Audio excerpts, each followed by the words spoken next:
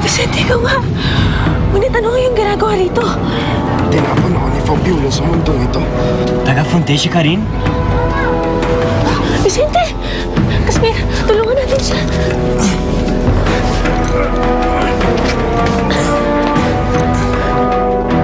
Nakakalungkot naman, Lola Tisay.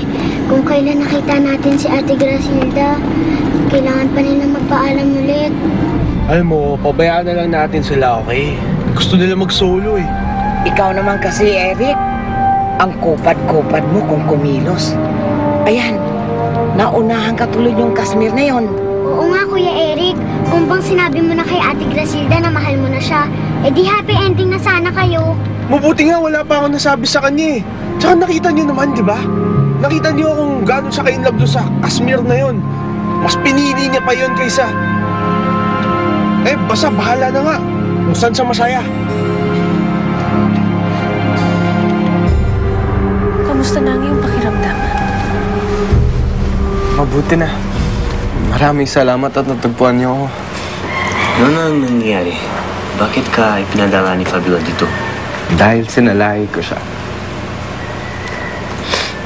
Nais kong patayin si Fabiola. Ipaghihiganti ko ang pagkamatay ng aking pinamamahal na asawa. Pinatay din ni Fabiola ang iyong asawa. Marahil na hindi mo pa nalalaman. Pero ang asawang tinutukoy ko ay nakababata mong kapatid na si Natalia. Sa mga sandali ito, kinukuha na siguro nitong si Vicente ang kalooban ni Grasilda.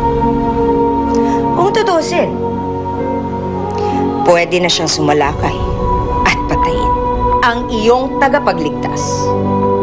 Wala na si Natalia. Hindi man laban at bagit sa'yo lahat na nangyari sa amin magmula na wala ka sa Fontesia. Ang napakasakit nga na nangyari. Dumating ako sa Fontesia na hindi man lamang nakasama ng matagal si Natalia. Ngunit sa kabila ng lahat ay masaya ako sa aking nalaman